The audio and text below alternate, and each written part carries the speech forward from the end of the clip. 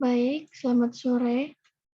Kami dari tim 4 dengan nama Beryllium akan mempresentasikan jawaban dari hasil diskusi kami mengenai tugas rutin 2 dengan materi peran pemimpin dalam pendelegasian wewenang organisasi.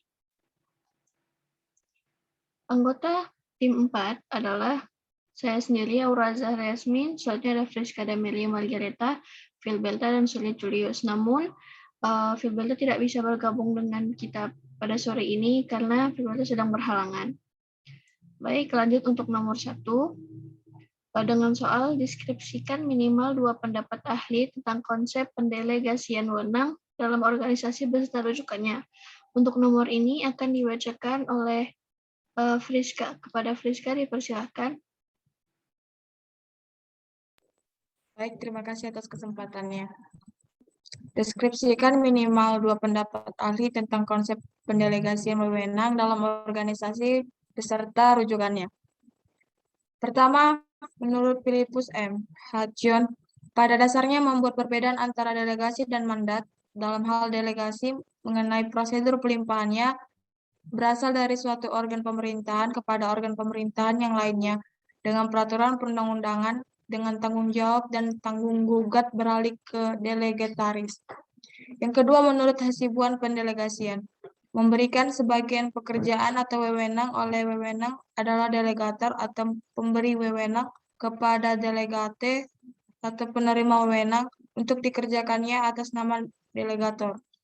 Yang ketiga, menurut Stoner dalam Kesumanjaya 2010, pendelegasian wewenang adalah pelimpahan wewenang formal dan tanggung jawab kepada seorang bawahan untuk menyelesaikan aktivitas tertentu.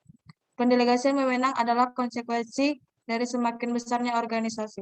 Bila atasan menghadapi banyak pekerjaan yang tidak dapat dilaksanakan oleh satu orang, maka ia perlu melakukan delegasi. Pendelegasian juga dilakukan agar pimpinan dapat mengembangkan bawahan sehingga lebih memperkuat organisasi. Baik, terima kasih Friska. Selanjutnya untuk nomor 2 dengan soal simpulkan batasan pendelegasian wewenang organisasi yang menurut saudara berdasarkan rujukan yang dideskripsikan di atas atau nomor 1. Untuk jawaban nomor 2 akan dibacakan oleh Surya. Kepada Surya dipersilahkan. Baik, terima kasih atas kesempatannya. Nomor 2 itu menurut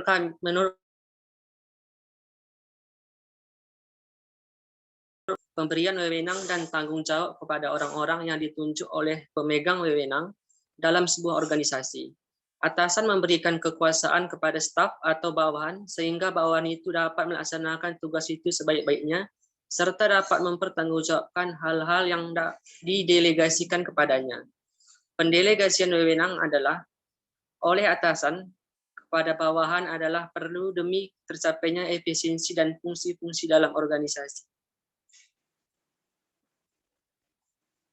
Baik, terima kasih. Selanjutnya nomor 3 dengan soal deskripsikan peran kepemimpinan dalam pendelegasian wewenang dalam organisasi beserta rujukannya. Untuk nomor 3 jawabannya akan saya baca sendiri. Jawaban nomor 3 adalah seorang pemimpin harus mendelegasikan sebagian tugasnya kepada anggotanya agar pekerjaan keorganisasian dapat berjalan dengan baik tanpa ada kehadiran pemimpin secara langsung. Besar kecilnya pendelegasian adalah sesuai tugas, wewenang, kewajiban, dan pertanggungjawaban setiap individu dalam hierarki organisasi. Pendelegasian tidak dapat ditransfer dari satu tugas ke tugas yang lain dalam suatu organisasi karena satu pendelegasian berlaku untuk satu tugas. Baik, berikut adalah referensi dari jawaban-jawaban kami. Sekian presentasi hasil jawaban dari tugas rutin 2 kami. Selamat sore.